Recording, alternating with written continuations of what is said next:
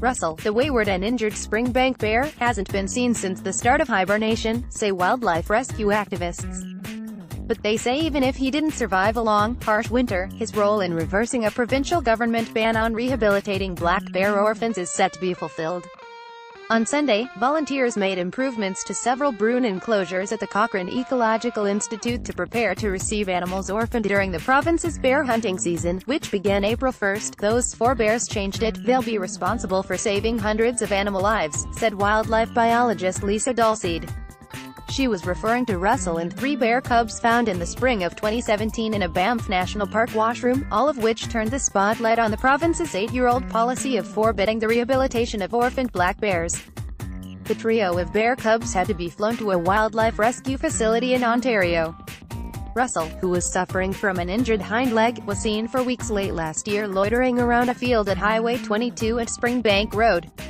The Cochrane Institute pressured the province to allow its special permission to take in the bear over the winter, but was denied over fears of it becoming habituated to humans. Hopes that Russell would be sighted after emerging from hibernation haven't been realized, said Dulcide, whose colleagues have been watching the Springbank area field closely for months. Maybe he moved farther west to his maternal den site. I want to stay positive, she said. We had a very harsh winter, he was underweight, had a poor coat and was injured, so we've thought the likelihood of him surviving the winter wasn't good. Activists set up a wooden artificial den in trees near the field for Russell's possible use and equipped it with a surveillance camera.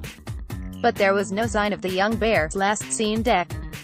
23, though another critter made use of the hibernaculum, said Dulcide. A skunk took up residency. There's tons of pictures of him in the cozy, warm den, she said. On Sunday, volunteers at the Cochrane Institute forged ahead to ensure 4 enclosures were up to provincial standards to accept any black bear orphans.